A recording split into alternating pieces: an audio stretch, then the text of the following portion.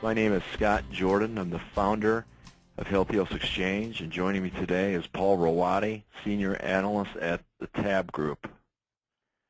HealthiosXchange is the premier investment marketplace dedicated exclusively to the global healthcare industry, employing crowdfunding as the cornerstone of a new funding paradigm.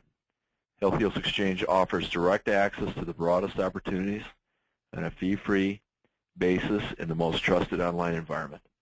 So today, what I'd like to go through, here's our agenda for today. HealthiosXchange's mission, the forces impacting the capital markets, how HealthiosXchange matches investors and companies, our affiliates platform, the concept of micro VCs, which really AngelList has done a nice job with as well, Alphacution, which is the reason that Paul is joining us, and then also some contact information if you would like to have one-on-one conversations with Paul or myself.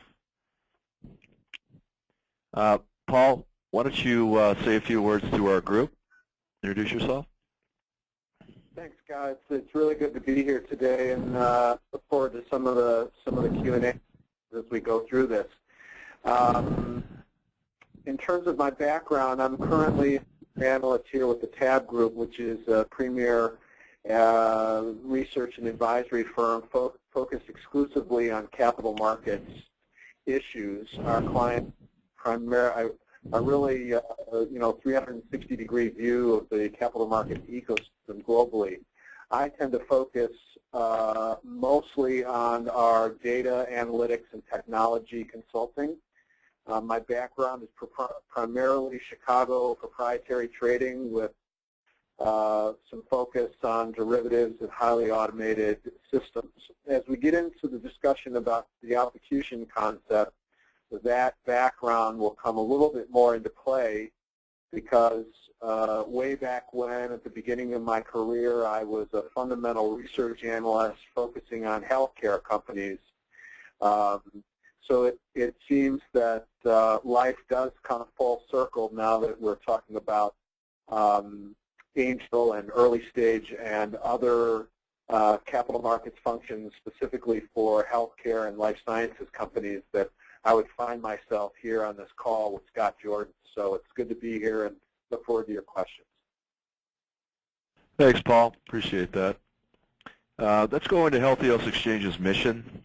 Here are six major mission statements for us with this HealthiosXchange. By the way, the sponsor of HealthiosXchange is Healthios, which is a Chicago-based investment bank that focuses on private placements and M&A in the healthcare realm, which includes medical device, diagnostics, biopharmaceuticals, and healthcare services. So first of all, we want to expand the access of capital by attracting new investors to healthcare. We want to enhance liquidity by deploying exclusive HX scoring tools, which we can talk about. It's our due diligence platform. Heighten IRR by offering all deals on a no-fee, no-carry basis. Ability to directly invest in more than 5,000 companies. Seed exit platform, no orphan companies. So on average, you see that there's, the companies that we track essentially on average raise $49 million over a 5.7 year period. That's why we don't think that crowdfunding alone is enough to be able to take a healthcare company to an exit, which is IPO, M&A, or a major partner. We think it's going to be utilized more to get to a value inflection point or a milestone that will essentially lift valuation and allow you to raise more money. Investor protections in the year of crowdfunding. So no adverse deal selection, meaning we list everybody, just like AngelList. So we're not one of those sites that's got 2 or 3 deals, and then the investor's like, well, what about all the other deals? So we have all companies on the site. It is the Palo Alto model. It is free for everybody, which is very exciting. And total transparency. We have a very robust research engine. It's primarily quantitative. It's not the buy, sell, hold that you typically see with investment banks. So, but it's similar to like a Google approach where we have quantifiable measures and we have a little bit of crowdsourcing as well. Low investment thresholds, that's a key area which we'll talk about regarding as a result of the Jobs Act enables diversification, which is one of the big reasons why only 5% of our 8 million accredited investors in this country have private placements in their portfolios. And lastly, empower users to build community with those in the healthcare ecosystem. This really is LinkedIn for healthcare, guys. We've got 1,000 members since August 2nd, so something's going right. And one of the things that people really like is the ability to friend, share, follow, message, etc. So that's our mission statement. The Kaufman study, real quick, I just wanted to give you guys a few slides of background material. You may have seen this before, but there was some recommendations by the Kaufman Foundation, which had up to 100 VC investments, most of them which underperformed. And unfortunately, guys, the average VC or the median VC, returns capital after fees. It doesn't outperform a passive ETF. So, the top decile does really well, but overall VC performance, as shown by the Kaufman study, has not been very good. And one of the biggest reasons is the last point on the bottom, which is the fees are too high. So the 2 and 20 is not working. The two of the 2 and 20 incentivizes the VCs to have huge funds, which then they don't invest in early stage companies because they can't put enough money to work. The 20 can be very dilutive. It can be very obtrusive because of the amount of money that's taken out of the exit. So we lined up our portals. We have 5 portals on the site. You'll see from non-venture-backed companies and crowd finance to venture-backed companies with Express to our publicly traded portal, which is called In-Market, which is at-the-market transactions, pipes, Form 10s, see if I missed anything. Nope. And then fee-free, carry-free, which is a key aspect. This is direct investing, guys. So this is an alternative to investors putting their money into funds which they have no control over. So what are the forces impacting the capital markets? Let's take a look at all 4 of these. Let's start from the northeast in the upper right-hand corner. We'll slide all the way around. But there's 4 factors that are really impacting direct investing like never before. It usually always starts with legislation. And so for the first time in 70 years, there's been a major, we think, value inflection point for investors and companies. Title II and 4 of the 5 of the Jobs Act. Essentially, what they talk about there is that, first of all, the Jobs Act was signed into law by President Obama in 2012. We recently had general solicitation pass, which is a major area. Essentially, I can sell to you or I can solicit you without having a pre-existing relationship, as long as I know that you are accredited. And then also expanded the shareholder cap from 500 to 2,000. That's important because you can't crowdfund small amounts of money, which is over on the left-hand side. You can't crowdfund small amounts of money if you have a 500 limitation, because you'll have to go public. And you saw that with Facebook, etc. Go down to the lower right-hand corner there, social media, scale marketing efforts. With the success of LinkedIn, Facebook, Google, all these different technology platforms, Google+, etc., there's the ability to scale marketing efforts to identify and reach and communicate and close investors throughout the world via these social media platforms. Over on the left-hand side, tag data, which is what Paul Rowady is going to talk a lot about. He's a real expert in this area. The reason I say Match.com is that it's very interesting. We're trying to match investors with companies, just as people try to meet on Match.com. But it's really because of these data standards, the RAX, ML, XBRL, which Paul will talk in much more detail. And then, of course, crowdfunding. You've seen the success with Kickstarter and Indiegogo on the rewards-based side, which is basically prepaying for a product. We also have donation-based models that work really well.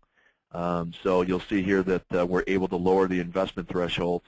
So the gray boxes, really, those are the value propositions, to the forces that are impacting these capital markets. Take a look at the Jobs Act. Here are the 6 major provisions. Let's just look at a few of these. The second one down, list general solicitation ban. This is amazing, by the way. Nobody thought this could get passed. This is for accredited investors only. With Title II, this is not Title III, non-accredited investors. So this is, they call it rich man's crowdfunding. But a major piece of legislation. Raises shareholder cap. We talked about that from 500 to 2,000. increases the limits on Reg A, so now you can do a public offering under Reg A, which is a great that you don't have to essentially file a blue sky in each of the states. Legalizes crowdfunding. That's actually in the works. That's Title III. Non-accredited investors up to $1 million per company per year, and it's facilitating the advent of these funding platforms. Let's talk a little bit about matching investors and companies. So this slide, essentially what I tried to capture here, and maybe Paul, you might want to talk a little bit about this, but when I talk about this Match.com, you're really what you're trying to do is you're trying to match the investor preferences that they have in their profiles in the site with these development programs. So, for example, if I put oncology into my, my profile and said I was interested, I'm an accredited investor and I'm interested in investing. See, I just sold my company. I was the CEO of Abgenics and I just sold it to Amgen. That essentially we will put you in touch with the companies directly. So instead of meeting me opportunistically or through a friend, it's tagging data. So Paul, maybe you might want to just take a few minutes and take a look at and describe what we talk about when we talk about these data standards and some of the checks below. Yeah, basically the increasing pervasiveness of data standards, how you publish content, is the core reason why there can be much more automation in the flow of that content and underlying data. It's what really makes a lot of the social media and other kinds of analytics, and we could go on and on about how important analytics are today and how important they're becoming in the future in this so-called big data era. That when you can publish data essentially with the DNA of that content embedded in the code when you publish it on the internet, that downstream systems can read that content and figure out who it's from, when it was published, and all kinds of attributes embedded in that published data. Now, we could go on a little bit, but Scott, is there a gap in my assessment there that you want me to dive into? No, that's good. I just wanted to give you a brief overview. I mean, I think the key thing is increasing the efficiency of data and information between investor and company. That's basically what we're trying to do here. Instead of spending time in hotels and flying all over the country and having a family office tell you on the 5th visit that they changed their mind, this is a way that you can basically profile these investors, meet these investors, and spend all of your time closing investors versus trying to find them, which is very, very inefficient. And by the way, most of the, we have probably have some CEOs with emerging growth companies on the line. You don't want to spend your time fundraising all the time because that means you're not managing your company. So it's really a zero-sum game there. So yeah, let's go. Go ahead.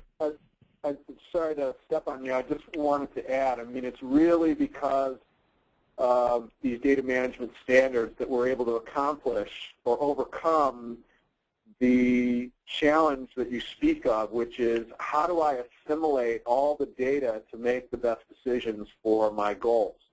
And certainly, given that I missed my flight to meet this morning, I can tell you that running around the country, performing due diligence, while important in the at the end to have FaceTime. I don't think this is a suggestion that we're going to eliminate FaceTime, but we're going to optimize FaceTime by allowing these analytics and these solutions to assimilate very important data in ways that have never been done before. And that's really some of the vision behind this allocution concept that Scott and I have been working on for quite a while, and lots of other solutions in analytics that are absolutely critical as the big data era becomes a bigger data era. I mean, the problem's only going to get worse, and so the importance of digesting that fire hose of data, that information, the information about underlying investment potential.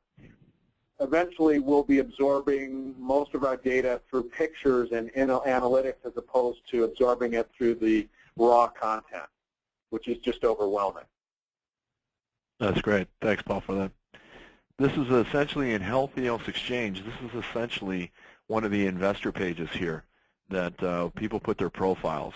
So you'll have information, and you also have My Investments. So if I could click through to My Investments, you would see a widget that shows the companies that I've invested in. So it's important to, like I said, we're tagging data. We're, Paul's the expert here, but we're essentially, once we've tagged that data, we know which investors to introduce you to. Let's talk a little bit about our affiliates platform. The affiliates platform is meant for, actually what we're calling it is it's almost like the Amazon marketplace of healthcare. We're essentially enabling consultants and attorneys and referral sources to secure consulting engagements and monetize their relationships with some of their clients. And essentially what we're trying to do here is we're trying to build relationships, help. You can use, like Amazon Marketplace, for example, or eBay. They provide a forum for people to buy and sell auction goods or buy and sell products. What we try to do is we have a situation where companies are looking to raise capital, and so if you're a consultant and an attorney, you could actually develop a relationship with those clients to manage the affairs on the portal, because there is work that is done. And if you handle these different areas, you could be compensated for it by the client, or you could be compensated by HealthiosXchange, and I'll go through that with you. Number one, build relationships with capital sources, foundations, and strategics. The value of your company, evaluate your company score. We have a proprietary scoring system that changes with Catalyst, which does feed into the Alphacution, which is this Catalyst dashboard. Research industry, capital, basically you can research the industry, capital flows by your industry, raise capital from accredited investors and foundations, which is really the heart of the system. Partner with big pharma, so there's a licensing. We have 14 licensing conferences a year throughout the country at major scientific meetings like ASCO and AACR. Exit, sale or IPO, and finding suitors to acquire your company. And of course, attract employees, and LinkedIn has shown the importance of that. Of their $1 billion, by the way, in revenues at LinkedIn, 600 million is human capital. Here, this affiliates platform, refer companies and investors. So if a consultant, an attorney, a senior level executive who's looking for his next opportunity, if that individual refers a company, these are the different things that individual could handle for the client on the portal. Why should I join? All the education, listing of your company, updating your company information, participating in webinars, answering investor questions because there's an active Q&A on each company page, set up the investor conference calls, one-on-ones with management, follow foundation strategics. You can follow companies and get Catalyst updates, which is also going to be integrated in Alphacution. Friend members, so you can have proprietary conversations on the portal. Message members, share information, review research. On a monetization perspective, what's interesting about the affiliates program is that the consultants, attorneys, say it could be accountants or anybody else that refers a company, if the entity were a broker-dealer, we would have the ability to share commissions if the deal funded. If they're a non-broker-dealer, we have an assortment of premium services that you could have access to for free. And there's also a program we're developing for carry, not our carry, but essentially the investor's carry. So in this instance, let's just go through an example. So a member refers a startup to HX who raises a $1 million round in exchange for 10% of the company at a $10 million valuation. A big farm co, right, acquires the company for $40 million. 10% of the company becomes $4 million. And in this case, the referring HX member could receive a percentage carry for a successful, if that company was successfully funded via the portal itself. So AngelList has done a great job. They call theirs syndicates, and I'll show you their platform in a second. The micro VC platform, which is coming in the future, this is similar to AngelList syndicate platform. And what this means is that anyone can become a VC and invest on behalf of an LP. And essentially what this means is that an accredited investor who's very excited about an emerging growth company can actually leverage their expertise, raise money within the syndicate, and get a percentage of the investor carry from their syndicate. So let's go through this manager's program. Accredited investor syndicates deal with each other. The lead investor receives a success fee from the syndicate members, right? It motivates accredited investors who truly believe in the startup to put work in helping raise the capital, provides accredited investors with a way to secure pro rata rights. Lead investors get carry and leverage. Have personal investments. They can make larger investments. Syndicated members can invest less than the startup's minimum, which is great because angel groups typically ask for $25,000 per company and up. So an example of this would be an investor syndicate. There's an investment of $100,000. The company is acquired. The gain is $900,000. The syndicate lead investor gets 20% of the $900,000 or $180,000, and the remainder goes to the syndicate members. So the syndicated model is very exciting for syndicators because they now can raise money, and you know, with them being the lead and providing the value, but essentially the syndicate members get access to a deal they normally wouldn't get access to. They also have the lead syndicate managing and providing their expertise, and the syndicate member can benefit monetarily from the other syndicate members. So it's a lot of words of syndicate, but anyway, that's our micro VC platform. So having showed the affiliates program and the micro VC platform, let's go into Alphacution. So what I'll do is we're going to do a little Q&A here. By the way, guys, if anybody has a question, please feel free to send it through, and we'll answer it on the spot. We'll also have a brief Q&A session at the end. So we'll do a little Q&A here. So Paul, tell me a little bit about the origins of this. What motivated you to do it? And you know, what value does it bring investors in the marketplace? So this whole concept came out of my early role as a research analyst, following a lot of healthcare and life sciences companies in a proprietary trading shop specializing in derivatives in Chicago in the early 90s. So this concept is, you know, circa 1992, amazingly. And in that role, and I'll try and be as brief as possible in the interest of time, I struggled with the assimilation. Well, the question I would get every day from traders was, what's the next catalyst? And that set me and my colleagues who held similar roles for other industry segments on a vast quest through research reports and other types of solutions to identify what would cause volatility in the underlying stock or series of securities. And so that got me to thinking, you know, if I'm spending 80% of my time collecting all the data and 20% of my time actually reading the tea leaves to try and figure out where this particular investment may go, I'd certainly like to switch that ratio. I'd like to be spending 80% of my time actually using the knowledge that I had accumulated in, you know, marinating in this particular industry to figure out what the valuations were and if they were rich or cheap or where the potential was, rather than the administrative burdens of collecting all this stuff.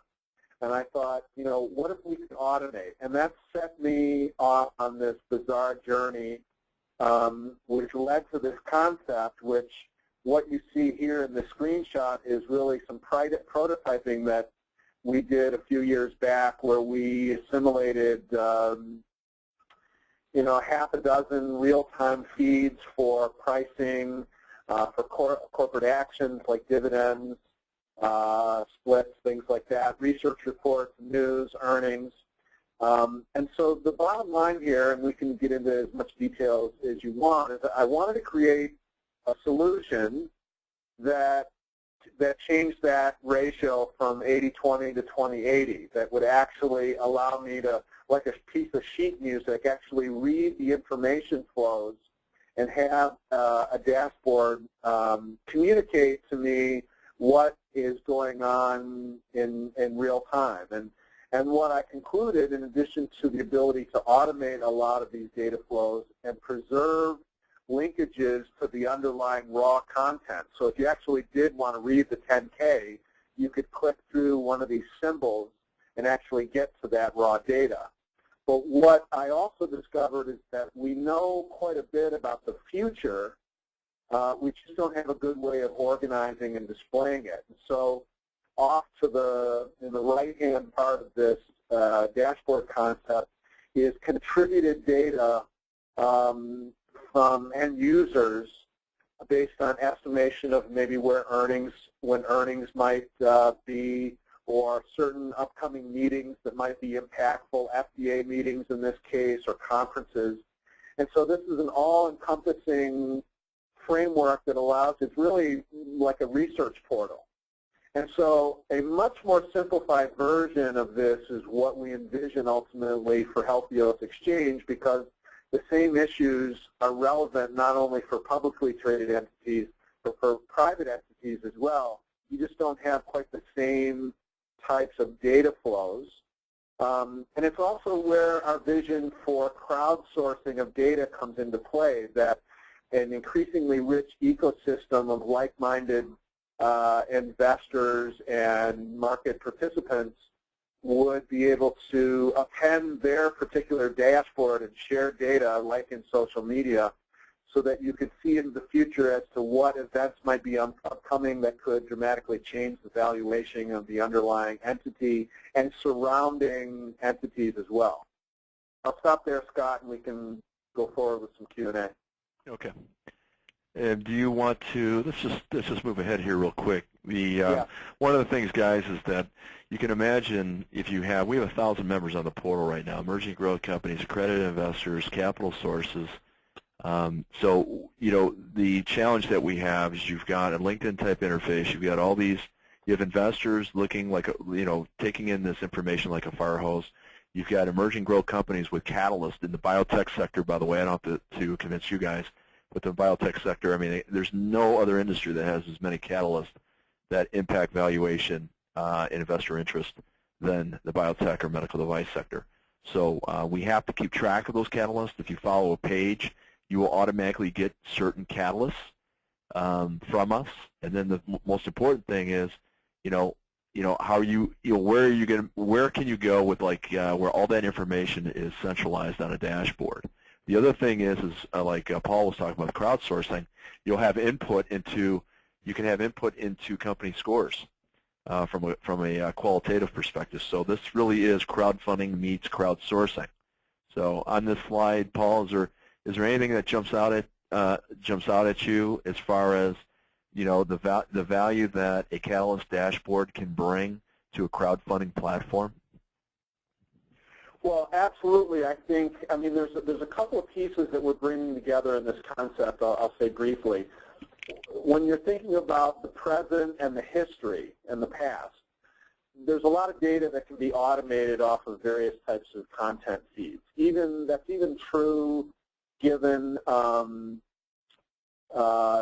we're dealing with private companies, in that there are topical, almost like alerts that you can automate that may not be relevant to the specific company, but may be relevant to the sector or the particular topic spectrum that they're involved in. So that the present and the history can be automated quite a bit. The future is where crowdsourcing comes in, and that's a different piece of software really that feeds into this dashboard, and that's developing an increasingly rich community and ecosystem of end users and market participants that want to configure the the dashboard to keep track of future events. I expect that as we get further into this big data era, we're going to be able to automate more and more some of the upcoming future events. And then lastly is really just the visualization techniques. I really think, although it is rising in its profile, but what I see in my seat as a senior analyst here at TABB Group and dealing in a more institutionalized capital markets ecosystem, that the topic of immersive visualization tools is starting to get the credit it deserves. And I think that that's because the underlying stack of technical infrastructure is getting to the point where we have so much output we can't absorb it without converting it into pictures. So I think that the convergence of these standards of social media and visualization is what really sets a concept like this with HealthiosXchange apart in that we can automate a lot of the data flows and really marry a lot of intelligence with the underlying private nature of the subject matter. So essentially what we're doing here is that if you're an accredited investor and you have a group of 10 companies that you're evaluating as far as an investment, you want to keep track of certain catalysts that mean a lot to you. Say, for example, you're very interested in companies that are going into phase 1, for example. Or they hire a new manager or something. Whatever's important to you, we'll be able to flag those catalysts. We'll be able to show you in the scoring the old score and the new score and what changed it, and send those catalysts to you via the dashboard. So it really, if you're thinking about, the informational needs from accredited investors, it is massive. This is a big data exercise. We have 5,000 emerging growth companies in our portal, and you'll have different accredited investors following different companies. And so we have to provide presentation layers that are simple, easy to use, so that people can get the information, what information they want, they get it, and they get it in a relevant time frame, and it's just an easy-to-use platform. So maybe, Paul, just say a few things about data visualization and this human-computer interface. Well, really, this is key to all this working effectively. I don't think that, if you're like me, spending so much time dealing with email and, reading various blog posts and checking on all these new independent sources of information. Many of them are extremely high quality. If we can, I think the assignment here is being able to filter and rank this proverbial fire hose of data that's coming at us to get to exactly what we want to try and absorb. And I think by converting, look, I don't think it's any surprise to anybody listening and beyond that the density of information flow through a picture is going to be dramatically greater than that of trying to assimilate individual words. We can just assimilate pictures much faster, much better than we can a lot of words. So if through visualization, and this is where the art of it meets up with the science of it, if we can portray the information flows in a way that's intuitive to end users and observe the connection to the underlying raw content so that you can still read down to the raw content, I think that's also where the convergence will be most effective for end users, and potentially that's at least what I think the execution concept represents. Yeah, I think on the ranking and filtering, when you think about it, if you guys could rank, you rank your data, so from highest importance to least importance. So there's some kind of a taxonomy or some kind of a symbol that's larger or smaller, and then filter whatever you're looking for. So don't give me everything, just give me the things that I'm looking for. So that's essentially what this dashboard will do for us.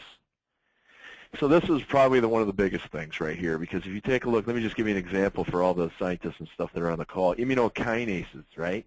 So BCL2, et cetera, all of these immunokinases, about 10 years ago, I think over the last 10 years, it might even be less than that, has added a staggering, I think it's like $14 billion in market cap to companies. So it's just absolutely, you look at Pharmacyclics, you look at some of these companies that had stock prices in the single digits and now are trading for $60 or $300 a share. It's just absolutely. So how do we find those next immunokinases? So Alphacution with HealthiosXchange, with this rank and filtering, really has a shot at assisting predictive analysis and decision support.